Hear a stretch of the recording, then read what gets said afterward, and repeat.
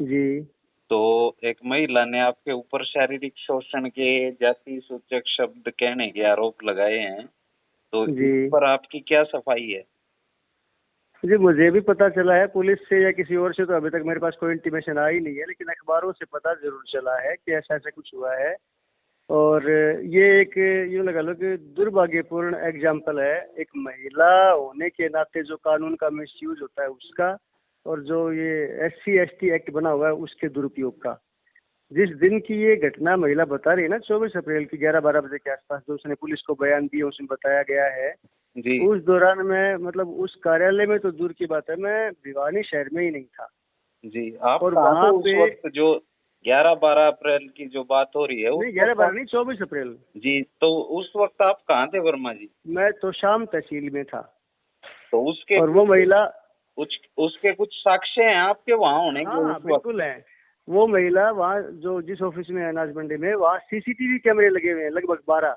जी और उसकी फुटेज भी है, जिसमें जो ना पुलिस ने देखी ना कुछ और, जिसमें वो 1 घंटे तक लगभग उस ऑफिस में रही है। और उस 1 घंटे के दौरान मैं कहीं भी उस ऑफिस में नहीं हूँ। मैंने बताया ना, भिवानी में ही नहीं था। जी उसके बावजूद भी ये कह रही है कि मैं वहां गई तो भाई सुशील ने मुझे धक्के मारे, जाति सूचक शब्द कहे, ये सब जो चीजें उसने कही है। जी तो वो तो मतलब पुलिस अगर देखती इसको, अब तक भी नहीं देखे हैं।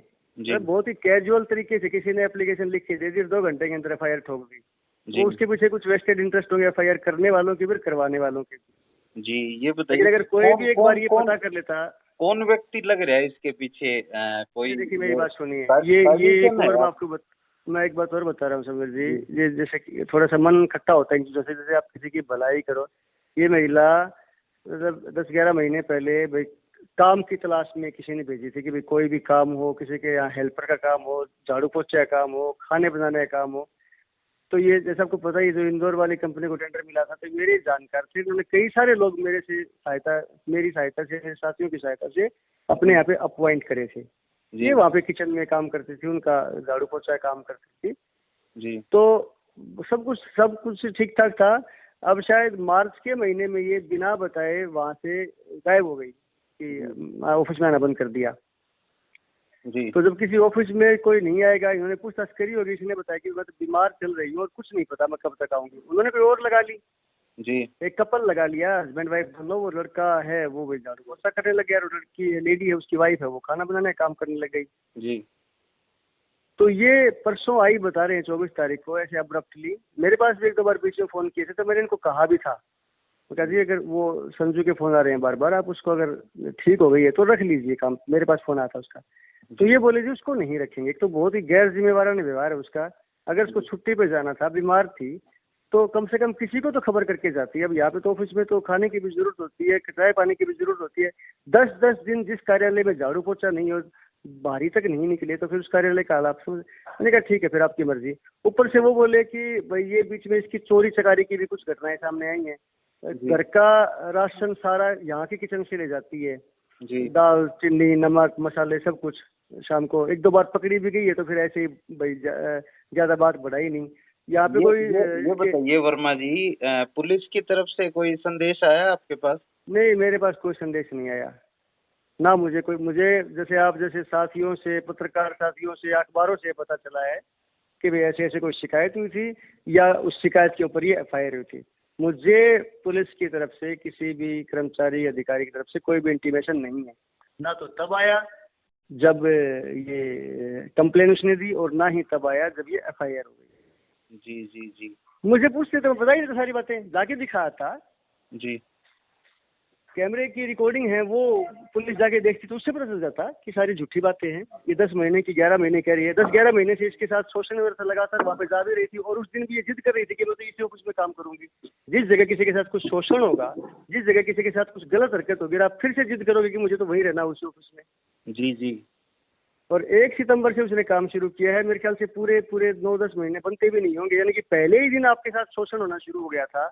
और फिर भी आप उसी ऑफिस में थे, जबकि मैं वहाँ पे होता भी नहीं हूँ। आपको पता ही है भाई, जितना मैं थोड़े बहुत उनकी कभी कभार इनडायरेक्टली कुछ हेल्प करनी हो गई, चला गया। Otherwise I am not part of regular उस ऑफिस का कोई मेरा उसमें वो नहीं है। वो ये भी कंप्लेन में लिख रही है कि मेरे वहाँ पर एक जॉब कर रखी थी। जी ना तो मेरे वहाँ जॉब कर रही थी, ना वो जी मेरा जी ऑफिस है।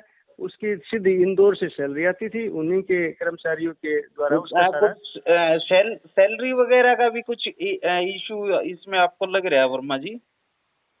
नहीं, सैलरी का तो वो जैसे जो जितने दिनों में नहीं गई थी या गई थी उसका वो अपना हिसाब किताब उसने करवा लिया था, वो उन लोगों ने बता दिया था कि भाई आपके उसमें अकाउंट में आ जाएगी हमेशा की तरह। आप कंपनी में सहायक के तौर पर लगा लीजिए या फिर मेंटर के तौर पर, तो ऐसे कुछ मामले भी होते हैं कि समय पर कर्मचारियों को तनख्वाह नहीं मिल पाती। नहीं, इसके साथ तो ऐसा कुछ नहीं था, इसको तो एडवांस जरूरत होती, तो एडवांस भी ये देते थे। ऐसा कुछ नहीं है कि अगर वो उनकी काउंसिल से पेमेंट नहीं हुई तो सैलरी के लिए कुछ ऐसा हो। मुझे आज तक इसकी तरफ से एक बार भी ये संदेश कभी भी नहीं आया कि भाई सैलरी का कोई इशू है, कभी भी नहीं आया। जितनी बार पिछले 1 महीने के दौरान या 15-20 दिन के दौरान उसकी फोन आए तो ये आए थे कि ये को रख लिया है कि मैं बीमार हो गई थी और अब मैं ठीक हो गई। तो मैंने ये भी कहा कि देखो जिसको रखा है उसको एकदम से तो कैसे अब्रप्टली हटा दें, वो भी जरूरतमंद ही होंगे। फिर भी मैं उनसे बात करके आपकी पैरवी करने की कोशिश करूंगा। करीबी मैंने फोन किए तो उन्होंने ये जवाब दिया कि भाई इसका बिल्कुल ही गैर जिम्मेवाराना रवैया है जी, और भाई इसके साथ कंटिन्यू नहीं कर सकते। उसके बावजूद आपका पैरवी करने का क्या कारण था वर्मा जी? किसी रिलेशन? मैंने उस टाइम लगवाया था इसको, जब किसी ने मुझे बताया था कि भाई कुछ जरूरतमंद है, तो यही था कि भाई मेरा लगवाया हुआ कोई है, आप मेरे पास भेज दें और मैं उसको किसी को बोल दूं कि भाई आपको जरूरत है किसी के लिए और उसको काम की जरूरत है, रख लो। जी, तो आपने एक ये जिक्र किया वर्मा जी कि इसमें कुछ लोग शामिल हैं, कंधे पर बंदूक रख के चलवा रहे हैं, तो वो कौन लग रहा है आपको? देखो, मान लो अगर आप किसी भी भ्रष्ट लोगों के खिलाफ, गलत लोगों के खिलाफ कुछ करोगे, उनकी दुकानदारी बंद होगी तो ताक में तो रहेंगे ही ना कि हम भी कभी ना कभी इस तरह की बदले की भावना से कुछ ऐसे करें। उसे पता चला कि इसके साथ कुछ ऐसा, भाई एक तरह से आप इसको एक डिस्प्यूट मान लो कि वो उसको लगाने हटाने पे एक कंट्रोवर्सी चली हुई है, वो थोड़ी सी अग्रेसिव है, पता चल गया होगा। वो ऑफिस में 100 से ज्यादा लोग हैं, ड्राइवर कंडक्टर आते रहते हैं, किसी से पता चल गया होगा कि ऐसे कोई है, उन्होंने इससे संपर्क कर लिया। मतलब वो तो नहीं लपक लेने वाली एक बात हो जाती है कि हाँ ठीक है अब ये मौके का फायदा है और कुछ भी कह दिया। लेकिन इन बेसलेस चीजों से ना तो मैं पहले कभी डरा ना कभी आगे डरूंगा। यूं कोई भी किसी के लिए मुंह उठा के बोल, अब भी मान रही है वो जी, वो इस 1-2 दिन के दौरान जब भी किसी से बातचीत हो रही है, समय आने पर मैं रिकॉर्डिंग भी दे दूंगा और चीजें भी दे दूंगा। अब भी कहे कि ना ये तो मेरे से लिखवा लिया गया, मेरे ऐसी कोई मंशा नहीं थी, उन्होंने तो मेरी सदा हेल्प करी है और इसके लिए ऐसे बोला है, वो तो मेरे बेटे जैसा है।